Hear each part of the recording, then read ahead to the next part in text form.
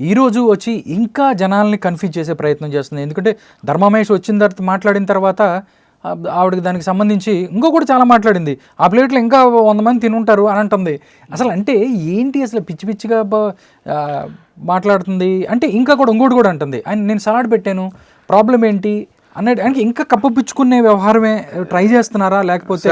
Sir ఆవిడ salad పెట్టిందా ఇంకోటి పెట్టిందా మనకు మహేష్ గారు నేను లేనప్పుడు మా ఇంట్లో నా పెళ్ళం పక్కన నా పెళ్ళంతో పాటు నువ్వు ఏం చేస్తున్నావు ఇంట్లో అని అడిగిండు. ఒకటే క్వశ్చన్, నువ్వు నాకు తెలుసా, నాకు ఏమైనా పరిచయం ఉన్నవా, నువ్వు మా అయ్య తరపా అమ్మ తరపా, ఎవరి తరపు, నువ్వు దేనికి వస్తున్నావు మా ఇంటికి పద్దాకు వచ్చినోడు సరే వచ్చావు కూర్చున్నావు వెళ్ళిపోయావు, కంచంలో కూర్చొని ఏ తినుకుంటా రీల్స్ ఏంటి, నీ వ్యవహారం ఏంటి, నీ వ్యవహారం ఏంటి, ఇంట్లో ఏం జరిగితే దానికి ఉల్టాగా నీ వీడియోలు ఏంది, ఇవన్నీ నేను చెప్పుకోలేక మీడియాకి వచ్చి చెప్పుకుంటే దరిద్రంగా ఉంటుంది, నాకు ఎవరు సపోర్ట్ రా, నువ్వు జర్నలిస్ట్ అని చెప్పి సీనియర్ జర్నలిస్ట్ గురించి ఇట్లా కామెంట్ చేస్తే ఎవరు రారండి ముందుకు. ఎవరు వచ్చారు ఇప్పటి వరకే? అవును, ఎవరు రాలేదు. ఎవరు కామెంట్ మాట్లాడింది అయితే చాలా సార్ నేను ఒకటే సార్ చెప్తుంది, జర్నలిస్ట్ యూనియన్లు ఉంటాయి, పోలీసులకు ఒక యూనియన్ ఉంటుంది, పొలిటీషియన్స్కి ఉంటుంది, అందరికి ఒకరికొకళ్ళు ఏకమైపోతారు ఏదన్నా అవుతుందంటే కనుక ఎవరు బయటికి రారు.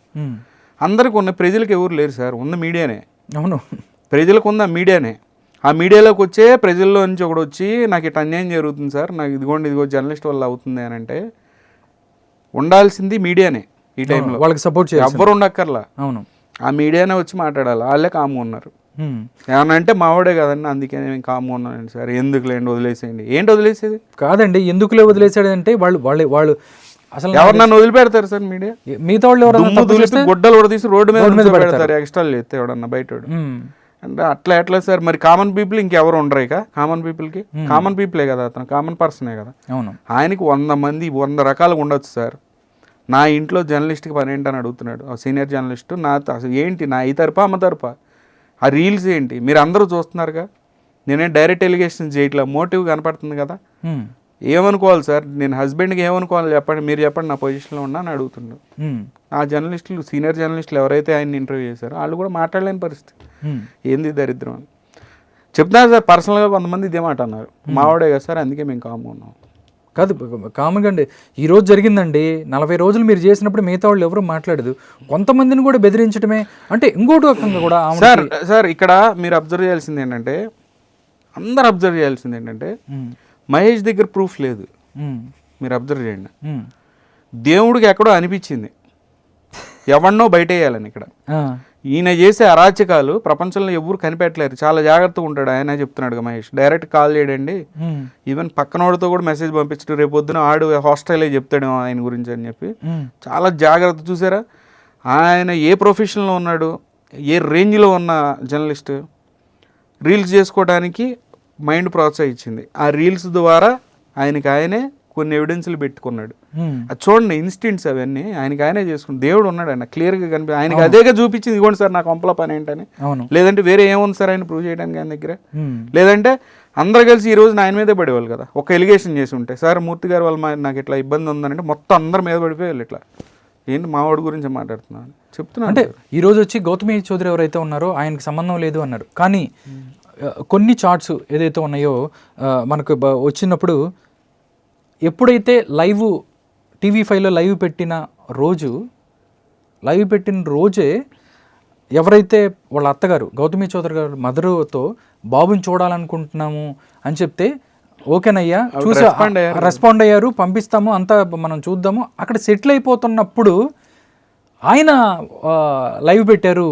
అంటే ఆల్రెడీ మేము బాగానే ఉన్నాం, మధ్యలో ఈయనకేం సంబంధం? ఆయనకి ఇష్టం లేదు సార్. ఇప్పుడు అదే కదా అర్థమవుతుంది అక్కడ. ఓకే, అనాలిసిస్ చేయగల ఆయనకి ఉందా లేదని పక్కన పెట్టేసేయండి. ఓకే, ఇప్పుడు ఆ మోటివ్ అదే కదా కనపడుతుంది. ఆయనకి ఇష్టం లేదు, ఆయనకి ఏదో ఇంటర్నల్గా ఏదో ప్రాబ్లం ఉంది, ఆయనకి ఏదో ఇంటర్నల్గా ఏదో చేద్దాం అనుకుంటున్నాడు అక్కడ. ఇప్పుడు మహేష్ దప్పుకుంటే మరి అదే కదా. లేదంటే ఆ ఫ్యామిలీ ఇన్వాల్వ్మెంట్లోకి ఈయనకి ఏం పని? ఆవిడకి బైక్స్ ఇష్టం అని చెప్పి కూడా చాలాసార్లు మాట్లాడిన పరిస్థితి. ఈరోజు ధర్మ కూడా చెప్పాడు దానికి సంబంధించే, నువ్వు ఓకే అంటే నేను బైక్ రైడ్ చేస్తాను అని చెప్పి బేబీ ఇంట్లో ఏం సంఘటన జరిగినా దాని రిప్లై ఇండైరెక్ట్ గా ఇన్స్టాగ్రామ్ లో ఇస్తున్నాడు ఇండైరెక్ట్ గా. మనకేమో అర్థం కాదు, పిచ్చోళ్ళు మొత్తం తెలంగాణ ఆంధ్ర 2 రాష్ట్రాల్లో ఇదేంటి చేస్తున్నాడు సడన్ గా. మనం అనుకుంటున్నాం, నేను అనుకున్నాను సార్, నేను ఆయన ఇంతకుముందు గట్టి ఇప్పుడు పవర్ బ్రాండ్స్ ఉంటారు కదా మనకి అవును.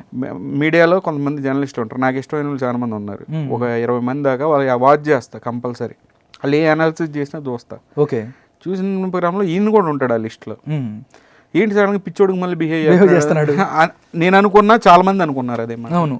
ఇంకొక రీల్ గురించి కూడా ఆయన చెప్పాడు, అంటే లైఫ్లోంచి ఆయన వెళ్ళిపోతున్నాడు, అంటే మీ లైఫ్లో ఇన్ని కోట్ల మంది ఉంటారు, ఒక్కడు వెళ్ళిపోయిన మాత్రాన మీ లైఫ్ ఏమో ఆగిపోదు అన్నట్టుగా కూడా ఇండైరెక్ట్గా ఆయన ఒక్కొక్కటి చూస్తుంటే, ఆ రిప్లైలు ఒకటి చూస్తుంటే అంటే ఇండైరెక్ట్గా వెళ్ళిపోమని చెప్తున్నాడు ఆ మహేష్ని అని కూడా మాట్లాడుతున్నారు. అదే సార్, ఎందుకంటే ఆయన డైరెక్ట్గా చెప్పకపోయినా పిక్చర్ రూమ్లో చెప్పాడు మహేష్ గారికి ఆ ట్రయాంగిల్ ఇష్యూ ఏం జరిగింది అనేది వాళ్ళకి ముగ్గురికి తెలుసు, అదంతా డీకోడ్ చేసి మహేష్ గారు చెప్పారు. ప్రజలుగా మనం మీడియాకి వచ్చినప్పుడు ఇది న్యాయస్థానం కాదు కాబట్టి మనం ప్రూఫ్లతో పని లేదు, మనకి అనాలిసిస్ ఇద్దే కదా మనం చేసుకుంటాం.